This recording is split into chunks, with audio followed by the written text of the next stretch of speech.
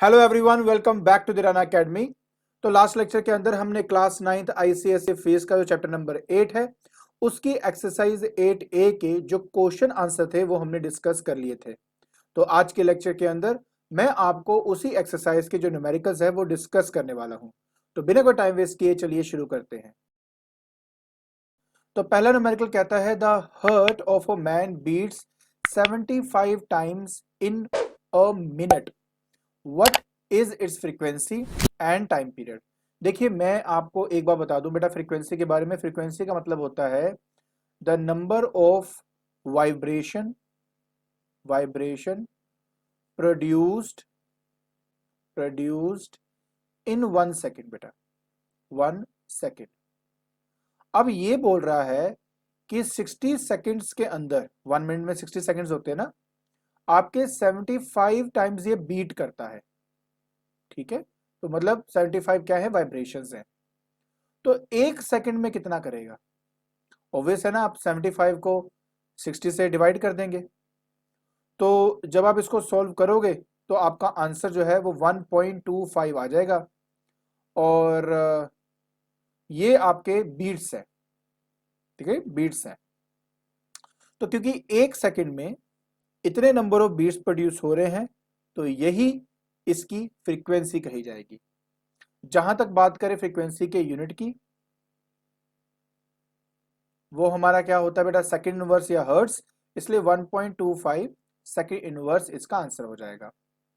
फिर हमारे पास आता है बेटा टाइम पीरियड। कहते हैं time taken to complete one vibration, उसको कहते हैं हम अपना टाइम पीरियड। और फ्रीक्वेंसी और टाइम पीरियड में रिलेशन है 1/t का। सो इसका मतलब हुआ कि अगर टाइम पीरियड निकालना है तो मुझे 1/f करना पड़ेगा। 1/1.25 को जब मैं सॉल्व करता हूं तो मेरा आंसर 0.8 सेकेंड्स आ जाता है। तो इस न्यूमेरिकल का जो सॉल्यूशन है वो ये है। चलिए नेक्स्ट न्यूमेरिकल में कहता है the time period of a simple pendulum is 2 second, find its frequency. तो जैसे मैंने कहा आपको फ्रीक्वेंसी 1 टाइम पीरियड होता है, 1/2 कर दीजिए, 0.5 सेकेंड इनवर्स या हर्ट्ज इसके यूनिट है। ऐसा यूनिट वैसे तो हर्ट्ज है इसका, तो आप हर्ट्ज लिखे तो बढ़िया है। फिर कहते थे separation between two consecutive crest in a transverse wave is 100 metre. तो पहले मैं आपको दिखा दूं कि इसका मतलब क्या है। एक्चुअली में जब हमारे पास कोई भी वेव होती है ना बेटा, तो इसको क्रस्ट कहा जाता है और इसको ट्रफ कहा जाता है। तो कहते हैं कि दो क्रस्ट के बीच की जो लेंथ है वो 100 मीटर है। और आपको मैंने वेवलेंथ जब बताया था तब मैंने कहा था कि इसको वेवलेंथ भी कहते हैं। तो वेवलेंथ एक्चुअली में आपको 100 मीटर दिया हुआ है। जो स्पीड है, वेव वेलोसिटी है, वो आपकी है 20 मीटर पर सेकेंड की। अब स्पीड, वेवलेंथ और फ्रीक्वेंसी का रिलेशन ये है। तो इसका मतलब अगर मुझे फ्रीक्वेंसी पता करनी है तो स्पीड को मुझे डिवाइड करना पड़ेगा वेवलेंथ के साथ, इसलिए आपका आंसर 0.2 और ऐसा यूनिट हर्ट्ज है तो यहाँ पे हर्ट्ज आ जाएगा। तो इस तरीके से आपने ये वाला न्यूमेरिकल करना था। नेक्स्ट न्यूमेरिकल में कहता है कि a longitudinal wave travels at a speed of 0.3 metre पर सेकेंड। सो देखिए हमारे पास जो स्पीड है वो आपको दी हुई है 0.3 मीटर पर second and the frequency of the wave is 20 hertz. तो फ्रीक्वेंसी जो है वो आपको दी हुई है 20 hertz. Find the separation between two consecutive compression. तो separation between two consecutive compression को हम हमेशा वेवलेंथ कहते हैं। तो बेसिकली आपको क्या फाइंड करना बेटा, इसमें वेवलेंथ। अब स्पीड, फ्रीक्वेंसी और वेवलेंथ को आपस में ऐसे रिलेट किया जाता है। वेवलेंथ बेटा आपके पास यहां पर हो जाएगा v/f। तो 0.3 डिवाइडेड बाय 20 आपका होगा। जब आप सॉल्व करते हो आपका आंसर 1.5 इंटू 10⁻⁻2 मीटर आ जाएगा, जिसको आप 1.5 सेंटीमीटर भी लिख सकते हो। तो इस तरीके से आपने ये वाला न्यूमेरिकल सॉल्व करना था। इस न्यूमेरिकल में कहता है कि a source of wave produce 40 crust and 40 troughs in 0.4 second. देखिए मैं आपको मतलब समझाता हूं। देखिए अगर आप कोई एक वेव को ध्यान से देखो तो एक वेव के अंदर ना एक क्रस्ट और एक ट्रफ होता है। उस वेव की लेंथ को वेवलेंथ कहा जाता है। पहले तो ये देखो कि इसमें नंबर ऑफ वेव्स कितनी बन रही है, क्योंकि 40 क्रस्ट है और 40 ट्रफ है, तो उसमें जो नंबर ऑफ वेव्स है ना, नंबर ऑफ वेव्स जो है वो आपकी 40 है। और जो टाइम ले रहा है इसको बनाने के लिए वो 0.4 सेकंड का है। मुझे सिर्फ ये पता करना है कि 1 सेकंड में कितनी वेव्स बनती है, बस मुझे ये पता करना है।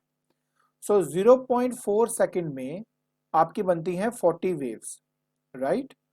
तो 1 सेकंड में कितना होगा, that will be 40 divide by 0.4 and that will be 400 divide by 4। Answer बेटा आपके पास 100 आ जाएगा। और क्योंकि इसी को ही फ्रीक्वेंसी कहते हैं तो इसका ऐसा यूनिट बेटा हर्ट्ज होता है, तो यहाँ पे हर्ट्ज लिख दिया। तो इस तरीके से आपने ये वाला न्यूमेरिकल सॉल्व करना था। फिर कहता an observer A fires a gun and another observer B at a distance 1650 meter away from A hears its sound. If the speed of sound is 330 meter per second, find the time when B will hear the sound after firing by A. देखो वैसे तो ये बहुत ज़्यादा simple है। Simple सी बात ये है कि यहाँ पर मान लेते हैं कि आपका A है और यहाँ पर मान लेते हैं कि आपका B है। A वाले ने क्या किया, गन फायर किया और गन फायर करने की वजह से, ठीक है, इसको जो साउंड सुनाई देता है वो कितने टाइम पे सुनाई देगा वो मुझे फाइंड आउट करनी है। जो स्पीड है वो तो है 330 मीटर पर सेकंड की, जो स्पीड है साउंड की बात कर रहा हूँ। और जो बीच का डिस्टेंस इसने ट्रेवल किया है वो 1650 मीटर का किया है। तो सिंपल कॉन्सेप्ट लगाते हैं कि जो हमारा स्पीड होता है वो हमारा डिस्टेंस ओवर टाइम होता है। तो यहाँ से अगर मैं अपना टाइम फाइंड करूँ तो टाइम आ जाएगा बेटा मेरे पास that is distance by speed. तो 1650 को 330 से मैं डिवाइड करूंगा। आप सोल्व करके देख लीजिए, आपका आंसर बेटा 5 सेकंड्स आ जाएगा। तो ये है आपका रिक्वायर्ड आंसर। आई होप आपको ये जो फर्स्ट 6 न्यूमेरिकल्स हैं और उनके सॉल्यूशन समझ में आ गए होंगे। ठीक है, तो आज के लेक्चर के अंदर हमने एक्सरसाइज 8A के जो फर्स्ट 6 न्यूमेरिकल्स थे उनको हमने डिस्कस कर लिया है। आई होप आपको ये न्यूमेरिकल और उनके सॉल्यूशन समझ में आ गए होंगे। अगर आपको मेरी वीडियो पसंद आ रही है तो please like it, share it and subscribe it. आज के लिए बस इतना ही। Thank you so much.